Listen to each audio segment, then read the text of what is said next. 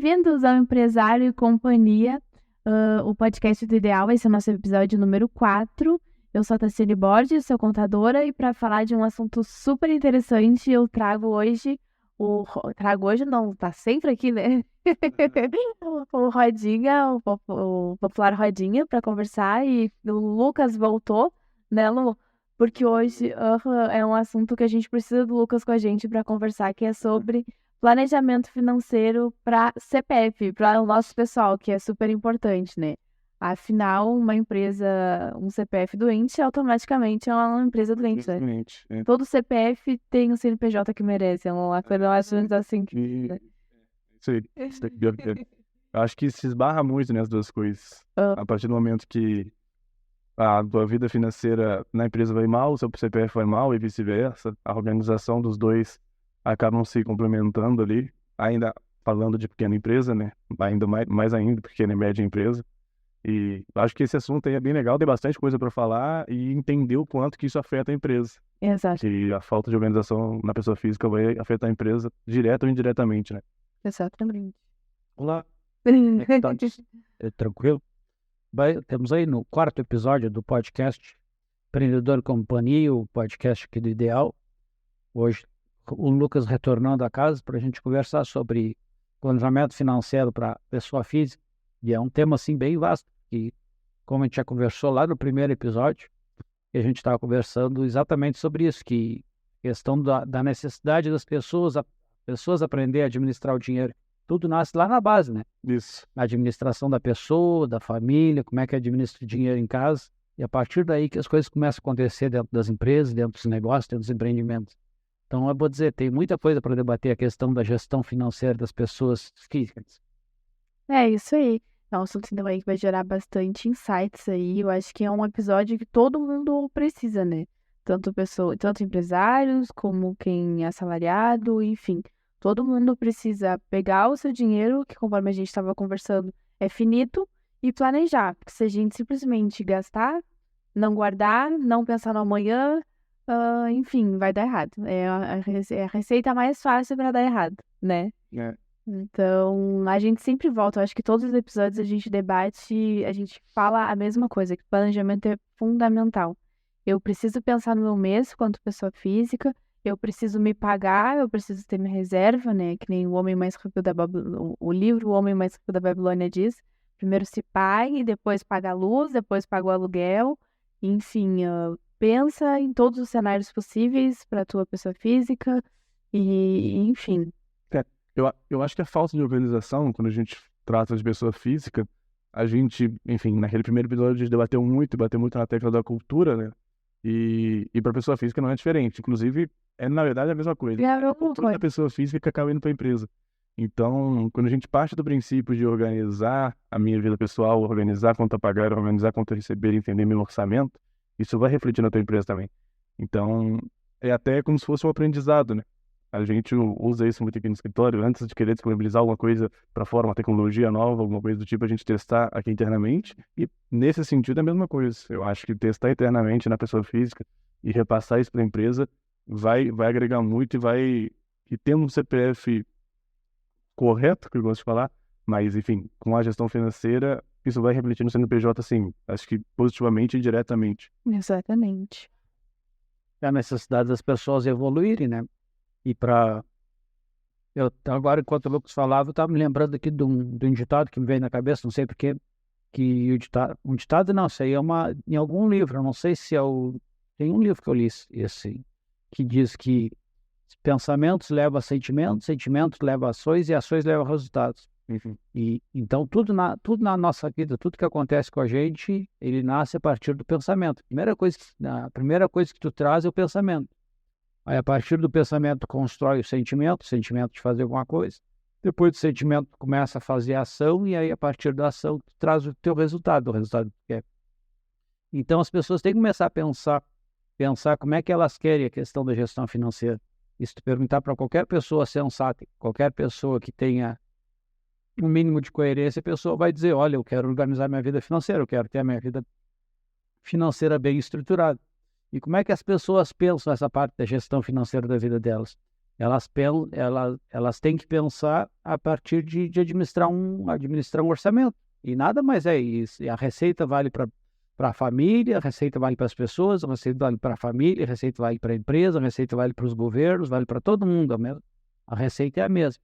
A única coisa que diferencia uma coisa da outra é o tamanho, é o valor do orçamento. O orçamento de uma pessoa é um, o orçamento de uma família é outro, o orçamento de uma empresa é outro. Mas o geral é a mesma coisa.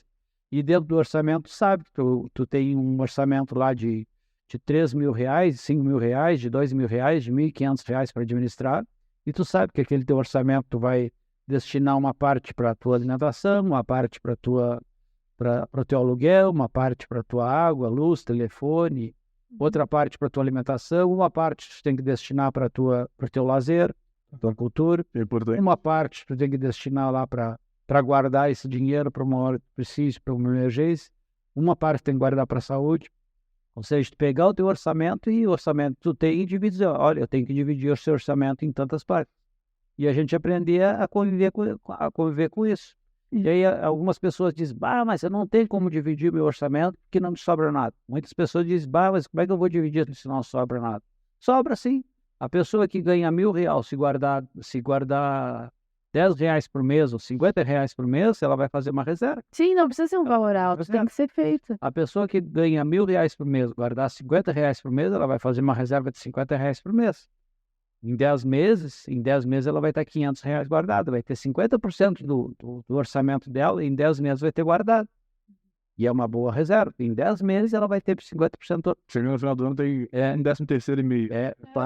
Então, quer dizer, a pessoa tem que se dar de conta disso. E é possível fazer. Só que as pessoas têm que organizar e estruturar a vida delas, né? A gente conhece, eu sei que eu estou falando demais. Não, pode falar. A gente conhece muitas realidades de pessoas aqui no convívio no dia a dia aqui das empresas. E eu sempre falo isso. Tem algumas pessoas que ganham uma renda de R$1.500 e vivem muito bem, obrigado. E tem outras pessoas que têm uma renda de 5, 6, 10 mil reais por mês e viram sempre apertado. Ou estão totalmente endividados. E eu vejo isso bem certinho na época de fazer a declaração do imposto de renda. Quando a gente vai fazer a declaração do imposto de renda, e olha que a gente fez aí mais de 700 declarações de imposto de renda esse ano aqui no escritório, e quando a gente faz a declaração do imposto de renda, tu vê bem direitinho como é que funciona a vida das pessoas. Porque o que é a vida da pessoa durante um ano? É o que ela adquiriu de patrimônio. A pessoa começou o dia 1º de janeiro lá com determinado patrimônio, e como é que ela encerrou no dia 31 de dezembro o patrimônio. E o que é o patrimônio dela? O patrimônio, o que ela adquiriu de carro, casa, terreno, moto, o que ela tem na conta bancária, o que ela tem de aplicação financeira, é isso que a gente olha. Então a gente olha, e a declaração do imposto de renda, a gente tem que fazer essa informação. A gente informa o que a pessoa ganha, o que essa pessoa pagou de imposto, mas informa qual é que é o patrimônio dia 1º de janeiro e dia 31 de dezembro. E eu me deparo assim com pessoas assim que ganham valores assim bem significativos, tem rendas mensais bem significativas, renda de 10, 15, 20 mil reais por mês, e que as pessoas passam o ano e não adquirem nada. As pessoas passam o ano e tu vai olhar lá e o endividamento delas aumentou e o patrimônio delas se manteve estável. E tu olha outras pessoas que ganham uma renda lá de 2.000, 2.500, 3 mil reais por mês, e aquelas pessoas conseguem fazer com que o patrimônio delas cresça. E o que é isso? Isso é educação financeira, isso é as pessoas aprenderem a lidar com o dinheiro. E todas elas viveram igual, todas elas tiveram uma vida tranquila, coisa e tal. Todos tiveram imprevistos? Todos tiveram imprevistos, todos passaram pela pandemia, então todas elas tiveram as mesmas realidades, só que aprenderam a administrar de forma diferente. A grande diferenciação, na verdade, está no planejamento, né? Exatamente.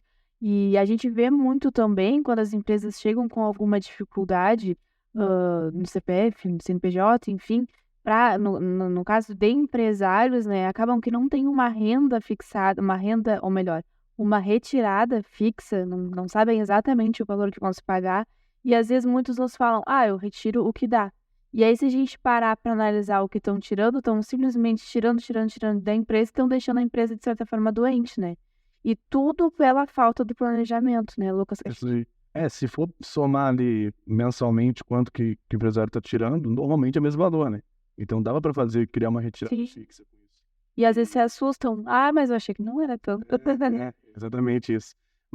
E acaba se misturando muito. Na pequena empresa, a conta PF, né, pessoa física e pessoa jurídica, acaba se misturando muito, e é por isso que a gente bate nessa tecla de cultura, que um organizando, tu vai acabar organizando o outro.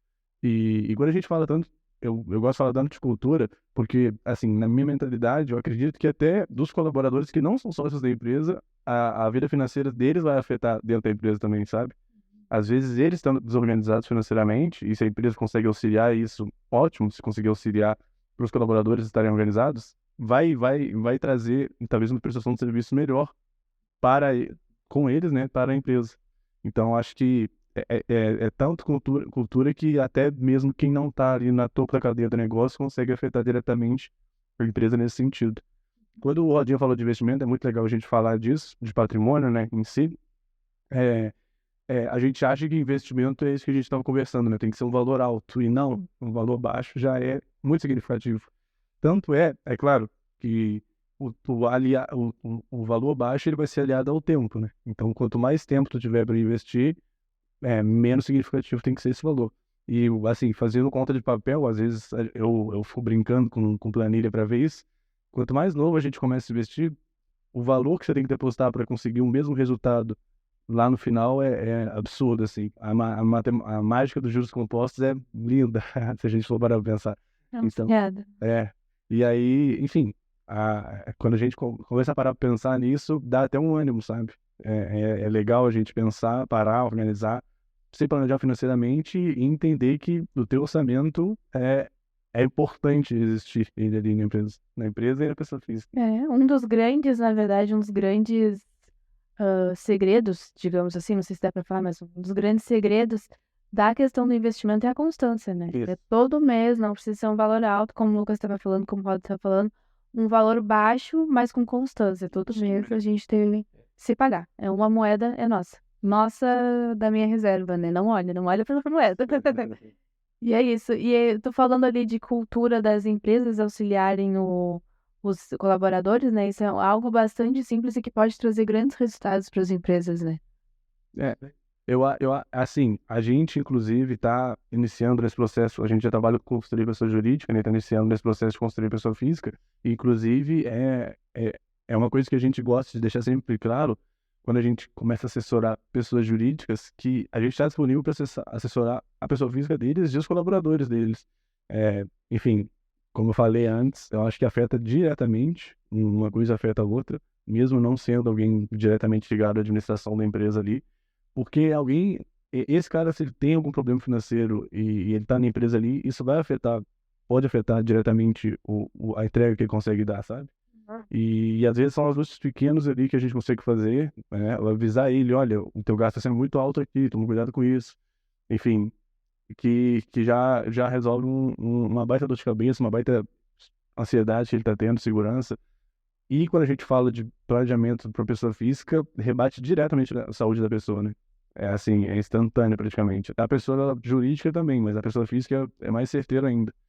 Então, além de ser uma saúde financeira, vira uma saúde física praticamente. Claro, claro. Emocionante. E quando a gente fala desse planejamento financeiro para pessoa física, a gente também tem que falar de planejamento tributário para pessoas autônomas, né? E falar, isso é fundamental. Tu quer conversar, dar uma aula para nós? No planejamento tributário para pessoa física, e a gente está falando assim de orçamento de pessoa física, e a gente se remete muito à questão assim, daquela pessoa assalariada, daquele empresário que tem uma renda mensal, mas a gente se depara também com pessoas físicas que são verdadeiras empresas. E aí a gente pode fazer referência, por exemplo, produtor rural. Pequeno produtor rural, ele é uma verdadeira empresa, ele tem um faturamento lá de 3, 4 milhões por ano, e 5 milhões, tem empresários com mais faturamento, agricultores com faturamento maior ainda, e que eles têm que fazer um arcabouço é uma palavra que está na moda agora, tem que fazer um arcabouço de organização lá para poder se estruturar. E geralmente essas pessoas trabalham muito na informalidade, inclusive esses agricultores. Eles acabam trabalhando muito na formalidade, não têm o controle, não têm o acompanhamento necessário assim, para saber o quanto que eles estão ganhando, quanto que eles vão pagar de imposto, o que eles vão ter que tributar, o que não vão ter que tributar.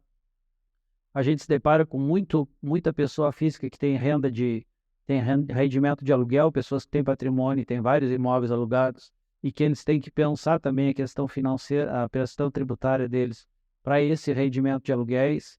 E hoje a Receita Federal está com uma estrutura de monitoramento da receita das pessoas muito grande. A Receita Federal hoje tem controle através das imobiliárias, através dos cartórios de registro, tabelionato, ou seja, através das instituições financeiras, através do controle do PIX, ou seja, a Receita Federal tem um controle financeiro hoje muito grande da vida das pessoas e ela consegue saber o quanto que a pessoa ganha e quanto que a pessoa recebe. E as pessoas têm que começar a se organizar, se estruturar e saber que a receita delas, embora ela sendo pessoa física, elas às vezes elas podem planejar para ter uma economia tributária maior. Então elas têm que pensar isso e estruturar isso também, porque a gente sabe que algumas pessoas às vezes têm patrimônio, esse patrimônio gera receita de aluguel, gera receita que são típicos de pessoa física mesmo, mas que em algum momento elas vão ter que tributar. Então, é necessário elas terem isso muito bem pensado. E se falar de produtor rural, e nós vamos fazer um episódio específico para produtor rural também é um tema assim, que a gente tem que olhar com muito cuidado e olhar com muito carinho. A Receita Federal agora, nesses últimos anos, ela baixou aqui a nível de Rio Grande do Sul uma operação que se chama Operação Declara Grãos. Nessa Operação Declara Grãos, a Receita Federal está com uma luneta uma lupa virada para todos os produtores rurais, no sentido assim de identificar qual é que foi a receita do produtor rural, quanto que foi a receita, quanto que ele ganhou, o que ele produziu, o que ele teve de despesa, para apurar o valor do resultado do lucro. Então a gente sabe, e isso acabou pegando muito agricultor, utilizando o velho jargão, pegou muito agricultor de calça curta. Por quê? Porque eles não tinham nada organizado, não tinham documentação estruturada, não tinham o hábito de organizar documentos e tiveram que fazer declaração para a Receita Federal a partir do valor que eles tinham de receita. Então acabaram pagando valores de imposto bem significativos, tiveram CPF trancado, e as pessoas têm que se dar de conta que elas têm que organizar isso também. Então, organizar a parte da gestão financeira é extremamente importante, mas a parte da gestão financeira das pessoas físicas, embora não sejam empresas, elas têm impacto tributário também, elas acabam pagando mais imposto. Então, se a gente pensar e a gente estruturar e a gente organizar isso, às vezes a gente pode ter uma economia tributária bem significativa e a pessoa ainda além de ter organização financeira da vida dela, que a organização financeira da pessoa física nada mais é do que planilhar essas informações, Lucas? Isso aí. É colocar na porta da geladeira lá uma planilha lá dizendo o que eu ganhei, o que eu vou tendo pagando despesa o que vai sendo a minha despesa lá no final do mês, e a gente ter isso organizado, até para que os demais membros da família acompanhem. E abrir essa informação. Abrir a informação. Conversando no outro episódio. Não fazer com que a informação seja uma caixa preta, seja uma informação aberta. Até as crianças da casa aprenderem, né? Quando o filho vai pedir lá um tênis novo lá de marca e a mãe diz, olha, meu filho, essa aqui foi a nossa. Isso aqui é o que a gente ganhou no mês, isso aqui foi a nossa despesa. Esse mês não dá por causa desse evento, mas nos próximos meses tu vê que vai dar e a gente... Quando esse menino virar um empresário no futuro, vai ajudar muito ele. Facilitou, porque ele já tem aquela visão, ele já traz aquela cultura, né? Ele vai se dar de conta, olha, o filho vai dizer, olha, para mim poder comprar o tênis que eu quero comprar, eu vou ter que economizar mais em tal coisa, não vou poder comprar uma bala no final do mês, não vou ter que comprar salgadinho, coisa e tal, e a pessoa vai começando a organizar a vida financeira. Isso aí. Talvez esse seja o melhor ensinamento que o pai e a mãe possam deixar para o filho, essa parte de estruturação. E afeta, e aquilo que a gente está falando, né? Vai afetar diretamente, assim, como ele convive com as pessoas, o jeito que ele se relaciona com o dinheiro, enfim, entender que aquilo ali não é um inimigo dele. Isso vai poupar uma caminhada imensa. E árdua, né? Porque pode ser muito árdua quando a gente não sabe. Dolorida, né? Isso. É que os pais não falam com os filhos sobre a parte de gestão financeira, porque para os pais isso é um assunto muito dolorido. Entre os pais, às vezes, é um assunto Entre os pais, Para os pais e entre os pais é um assunto muito dolorido, porque é um assunto delicado, porque eu não posso estar dizendo para o Lucas onde é que eu vou gastar o dinheiro, não posso estar dizendo para a Tassiane onde é que eu vou gastar o dinheiro. A Tassiane não quer dizer para mim que onde é que eu vou gastar o dinheiro. A Tassiane fez uma permanente no cabelo lá, não quer dizer que pagou R$150. Fica constrangido. Aham. O Lucas lá comprou uma jaqueta, não quer dizer que pagou R$ 400 na jaqueta, coisa e tal. As coisas são assim, as pessoas acabam escondendo a informação.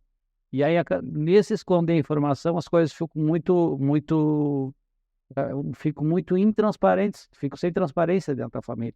E eu acho que quanto mais transparente a gente deixar, quanto mais aberto a gente deixar essa informação, melhor a gente vai conseguir administrar e melhor vão conseguir educar nossos filhos, melhor vão conseguir educar as pessoas que estão dentro da família e melhor a gente vai poder planejar.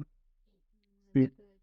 A gente passa muito por isso. E, enfim, a gente, voltando um pouquinho naquela parte que a gente estava comentando de, assim, planejamento tributário, né, para pessoa física, eu consigo ver na minha cabeça na hora, assim, uns 3, 4 clientes que eles eram pessoas físicas e descobriram que pagavam um imposto muito maior do que se fosse pessoa jurídica, né? E, enfim, a gente faz, inclusive, esse serviço, se quiser, se for pessoa física, faz algum serviço de autônomo e quiser entender pra gente se faz sentido ou não, a gente faz isso, te entrega esse planejamento, né, pra ver o que faz mais sentido pra ti. E, enfim, às vezes vai fazer mais sentido ser pessoa jurídica, às vezes não faz sentido ser pessoa física realmente, mas para qualquer um dos dados que tu vá, O planejamento tributário é necessário.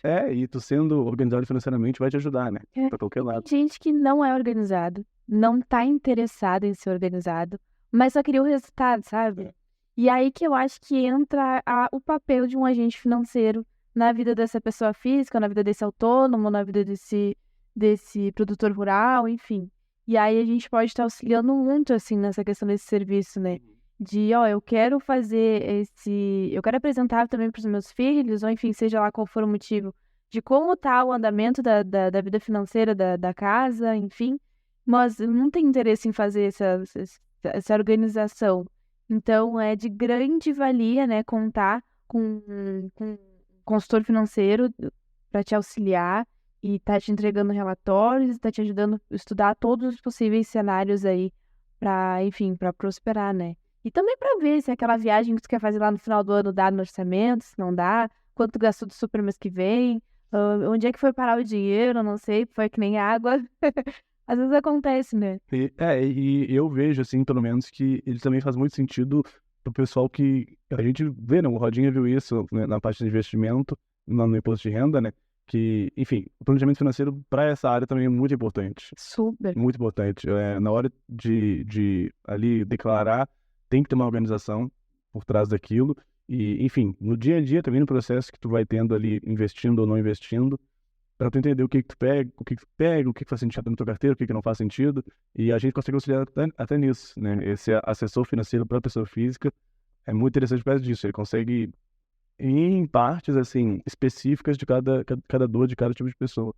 Exato. Então, fazer um orçamento, planejar uma viagem, entender o que é mais interessante investir ou não, entender o planejamento tributário. São várias áreas, assim. Se a gente for listar aqui, dá para fazer um episódio por cada, praticamente. E, enfim, só para não me alongar nessa parte, a gente consegue atender praticamente qualquer tipo de agente, pessoa física, assim, e fazer uma diferença, né, grande para esse tipo de pessoa. Faz muito Tu sabe que a aplicação investimento e bolsa de valores, tu falou investimento, é um investimento novo que está entrando, está se popularizando no Brasil, né? A parte do investimento na bolsa de valores, que com o negócio do celular se popularizar e os aplicativos de banco se popularizar e os bancos digitais estão entrando aí a todo vapor. Hoje tu consegue comprar dólar no dólar americano, investir em dólar, comprar dólar, investir em empresa americana, investir em empresa chinesa, tu consegue hoje tudo com o celular na palma da mão. E a gente vê muitas pessoas se aventurando também nesse processo de investir em bolsa de valores, pessoas físicas. E não é muito dinheiro, mas não é muito dinheiro, mas é a economia da vida das pessoas, né? As pessoas juntaram dinheiro lá um determinado tempo e aí se frustram com a questão do rendimento da caderneta de poupança, que não rende nada, e aí as pessoas pegam e começam a se aventurar em investimento de bolsa de valores. Só que as pessoas investem em bolsa de valores sem nenhum conhecimento de como é que funciona a coisa, como é que não é. Eles ouvem falar que alguns estão ganhando dinheiro em aplicação de bolsa de valores e vão lá e testam. E às vezes acabam botando burro na água, perdendo muito dinheiro, coisa e tal. Porque investimento na bolsa de valores, além de ter o conhecimento, tem que ter tu tem que ter o senso crítico muito aguçado, assim, porque senão tu vai pela emoção e aí vira um jogo, né? Vira um jogo. Se tu vai entrar no day trade mesmo, vira um jogo. E a gente vê muita gente perdendo dinheiro na aplicação de bolsa de valores. E perdendo dinheiro não porque a bolsa de valores não seja uma oportunidade, é uma oportunidade. Mas as pessoas aplicam de forma desorientada, sem orientação, sem acompanhamento, sem saber exatamente como é que tem que ser. Inclusive, vamos gravar um episódio sobre a aplicação de bolsa de valores, sobre isso. Mas é importante também as pessoas saber que até para isso elas precisam ter um acompanhamento. E quando a gente fala de um acompanhamento, quando a gente fala de pegar uma consultoria, quando a gente fala de pegar uma ajuda, não é eles virem aqui no escritório contratar um serviço. Na realidade, quando a gente pede para a pessoa procurar ajuda, e as pessoas aprenderem a conversar com alguém que entenda do assunto, pegar e conversar, olha, Lucas, eu estou conversando contigo sobre, eu estou pensando em fazer tal coisa, o que tu acha? Conversar com conversa de amigo, conversa de parceiro, conversa de... Sim. Mas com pessoas que realmente entendam do assunto, pessoas que dominem o assunto, e a pessoa pegar e começar a buscar informação. Hoje, com o celular, todo mundo tem informação na palma da mão. Pegar o celular e procurar informação, procurar em sites confiáveis, pegar e buscar orientação, ler bastante, ouvir bastante podcast, não só o nosso, mas ouvir outros podcasts. Tem podcast para tudo que é assunto aí. Quem não gosta de ler. Pegar a parte de orientação de gestão financeira, pegar cases de sucesso, pegar pessoas que entenderam, ler bastante, tem muito livro muito bom aí, e livros bem de leitura, de leitura bem didática, assim, que é importante. Na realidade, as pessoas têm que buscar informação. E além de buscar informação, o que mais que as pessoas têm que fazer? As pessoas têm que pegar e colocar tudo na ponta do lápis, pegar e anotar. Se não quer colocar na ponta do lápis, se já é digital, baixa um aplicativo no celular e começa a anotar tudo que gastou. Olha, fui no supermercado hoje, gastei R$10. Anota ali, gastei R$10. Trouxe tal dinheiro. Vai ali, anota que teve tal receita. Tem alguns aplicativos no celular, né, que é super fácil. Então, mas a pessoa tem que aprender a anotar tudo que gasta. Experimente fazer esse exercício durante 3 meses. Faz durante 3 meses, depois vira. E fazer o orçamento para os próximos meses também. Aí começa a organizar, começa a estruturar. A pessoa vai ver que muito dinheiro vai começar a sobrar na conta dela. Vai sobrar na conta dela porque ela não botou fora? Não. Vai começar a sobrar dinheiro na conta dela porque só o hábito dela ter que anotar a informação, ela vai começar a acreditar. Será que eu tenho que gastar esse dinheiro? Será que eu tenho que fazer essa compra? Então, na realidade, só o hábito da pessoa dizer, se eu tiver que anotar aqui, eu não vou comprar. Cara, me inscreveu em alguma situação. Se eu tiver que anotar aqui, eu não vou comprar. Porque se eu comprar isso, eu tiver que anotar essa anotação que vai ficar me incomodando o resto do mês, então eu não vou comprar. Assim é o parcelamento, né? Assim é o parcelamento no cartão de crédito. Sabe que numa pequena fala, tu falou quase todas as 5 regras de ouro do livro. Esse livro vai, vem, tá sempre na mesa, né? Acho que nos nossos próximos episódios eu vou deixar ele aqui no cantinho. Porque é um livro clichê, mas que eu acho que o clichê é o que dá certo às vezes, né? E uma das regras de ouro, claro que não é exatamente com essas palavras, só falando de investimentos, fala não se aventure em negócios e investimentos que você não conhece ou não tem segurança, né? E outro se aconselhe com pessoas íntegras e que você confie, e desconfie de rentabilidades fora do normal. Isso aí. E, quando o Rodinha falou de sites seguros, assim, quase que acendeu uma lâmpada, assim, porque a internet é muito boa, assim, bota conhecimento na tua mão numa palma de segundos, mas é muito perigoso também, né? Às vezes tu olha uma coisa rapidinho ali, já quer começar a fazer e não é bem assim. E quando a gente fala de bolsa de valores, enfim, qualquer investimento que tem uma rentabilidade um pouco maior, o risco acompanha junto. Então, o risco é proporcional. A poupança não tem nenhum risco, mas a rentabilidade dela é nada também. Então, qualquer coisa que tu for enxergando ali, que tu consegue ter um ganho mais rápido, o risco também é mais rápido e mais perigoso. Não tô tentando desmotivar ninguém a investir em bolsa de valores, mas tem que só tomar cuidado, assim, né? Entender como é que funciona, o que é ali, o que está significando quando você está comprando uma ação, o que significa quando está vendendo, né? No tempo que você vai fazer isso também vai ter um impacto no teu imposto de renda depois, tu vai ter que declarar isso, provavelmente o ganho dele também. Então, enfim, só ter esse controle porque pode acarretar um monte de coisa depois, né? E comprar com pedigree, né, que a gente fala, ver agora tu lembrou do curso que a gente estava fazendo. Ver exatamente as empresas que a gente tá comprando, né? Conhecer de fato, saber analisar aquelas empresas. Enfim, eu acho que esse é um assunto assim, ó, que a gente poderia ficar, acho que a manhã inteira aqui conversando. E Falar de CPF, mas é leve, né? é fluido, e enfim, todo mundo vive essa situação no dia a dia. Mas é isso. Vocês têm mais alguma Não, é isso aí. reflexão? Eu acho que só sobre investimento, a gente, só deixando ressaltado aqui, a gente tem um tipo de consultoria específico para isso aqui na Ideal. Então, se tu gosta de investir ou se tem curiosidade nessa área, igual o Roda falou, a gente só uma conversa já vai te tirar um monte de dúvida. Chama a gente para conversar, a gente está totalmente aberto aí para tirar qualquer dúvida nessa área e fazer o CPF dar certo também, né? Acompanhar o CNPJ. É isso, então tá. Muito obrigada e valeu por nos assistir. Até mais.